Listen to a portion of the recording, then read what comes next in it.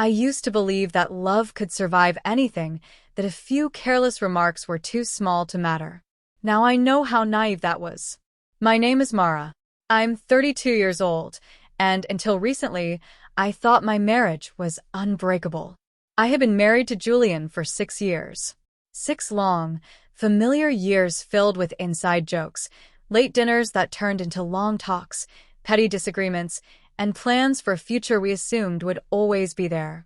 Julian was calm in a way I never truly appreciated.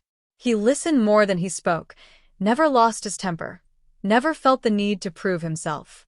I mistook his patience for endless tolerance. I assumed he would always forgive me, no matter what I said or how I said it. I couldn't have been more wrong. Everything changed during a Friday evening gathering on our friend Noah's rooftop.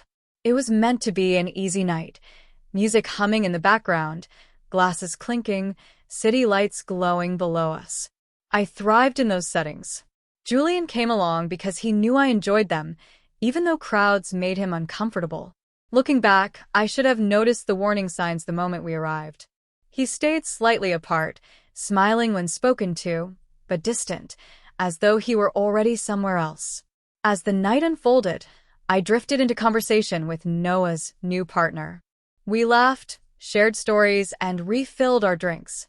Eventually, the talk turned to relationships, as it always seems to. Someone tossed out a casual question about partners and conflict. Without pausing to think, I answered lightly, trying to be funny. I said Julian was decent enough, just not the kind of man I'd ever brag about. People laughed. I laughed too, convinced it was harmless. What I didn't realize was that Julian had stepped closer. He heard every word. I caught a brief change in his expression, something sharp and wounded, but it vanished almost instantly. He gave a thin smile and excused himself, and I let it go, unaware of the damage already done. I didn't stop there. Throughout the night, I kept making comments, framing them as jokes. I teased about how he struggled with small things, how he wouldn't know what to do if someone ever confronted him. I thought I was being clever, entertaining. Julian smiled again, but his eyes were empty. It was the kind of smile you give when you're trying not to show how much something hurts. When the party ended, he didn't wait for me. He took his jacket and left without a word. No familiar touch on my arm, no shared laughter on the way out. I rolled my eyes, assuming he was being dramatic and would calm down later. The drive home was painfully quiet. I tried to fill the space with random chatter, but his replies were brief and distant. His grip on the steering wheel was tight, his focus fixed straight ahead.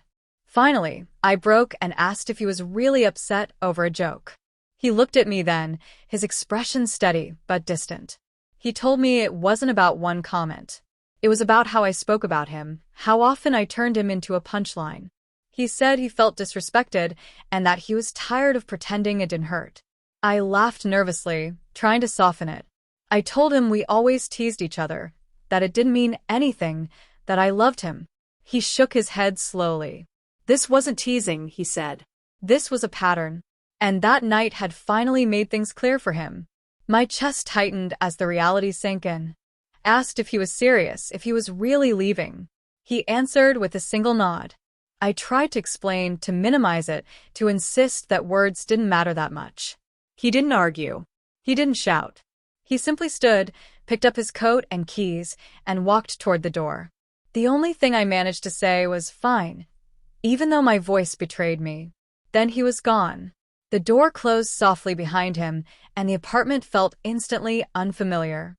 For the first time since we'd built a life together, I truly felt what it meant to lose him.